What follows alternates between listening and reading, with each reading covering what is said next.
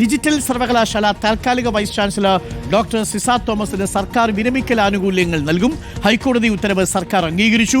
ഗവർണറുടെ ഉത്തരവ് പ്രകാരം സാങ്കേതിക സർവകലാശാല VC സ്ഥാനം ഏറ്റെടുത്തതാണ് ആനുകൂല്യങ്ങൾ തടയാനുണ്ടായിരുന്ന കാരണം. ഗോപാൽ ശീലാസനലുണ്ട് കൂടുതൽ വിവരങ്ങളുമായി. ഗോപാൽ ശീലാസനൽ, ഒടുവിൽ ഡോക്ടർ സിസ തോമസിന് ആനുകൂല്യങ്ങൾ നൽകാൻ തീരുമാനിച്ചു അല്ലേ സർക്കാർ?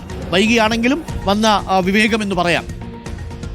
ഡോക്ടറും 2 വർഷത്തിലേറെ നീണ്ട നിയമ പോരാട്ടത്തിന് ശേഷമാണ് ഇത്തരത്തിൽ സിസ തോമസിന് അനുകൂലമായ ഒരു നിലപാട് സർക്കാരിന്റെ ഭാഗത്തുനിന്ന് ഉണ്ടായിരിക്കുന്നത്. പെൻഷൻ ആനുകൂല്യം പൂർണ്ണമായും അനുവദിച്ച് ഹൈക്കോടതി വിധി പ്രകാരം ഉത്തരവായിരിക്കുകയാണ്.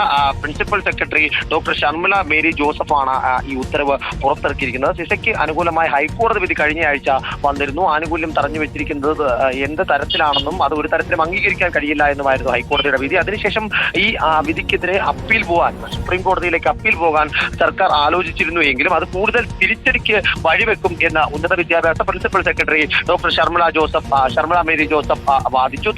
അതേ തുടർന്നാണ് അത്തരത്തിൽ ഇനി പ്രശ്നം നീട്ടിക്കൊണ്ടു പോകേണ്ടതില്ല, തൽക്കാലം ഇവിടെ വെച്ച് പരിഹരിക്കാമെന്ന തീരുമാനത്തിലേക്ക് ഉന്നത വിദ്യാഭ്യാസ വകുപ്പ് എത്തിയത്. ഹൈക്കോടതി വിധി പ്രകാരം എല്ലാ ആനുകൂല്യങ്ങളും ഉടൻ തന്നെ അനുവദിക്കുമെന്നാണ് ഉത്തരവിലുള്ളത്.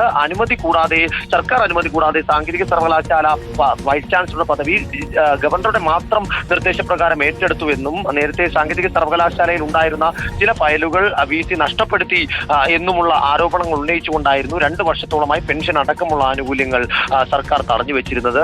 ഇപ്പോൾ അതിന് കേരള അഡ്മിനിസ്ട്രേറ്റീവ് ട്രൈബ്യൂണലിൽ നിന്ന് അന്ന് അനുകൂലമായ വിധി ഉണ്ടായിരുന്നുവെങ്കിലും ഹൈക്കോടതിയിൽ പോവുകയും സർക്കാർ അതിനെ പ്രതിരോധിക്കുകയുമായിരുന്നു. എന്തായാലും 2 വർഷത്തിന് ശേഷം ഒടുവിൽ സിസ തോമസിന് നീതി കിട്ടിയെന്ന് വേണമെങ്കിൽ ഈ ഘട്ടത്തിൽ പറയാൻ സാധിക്കുന്നു.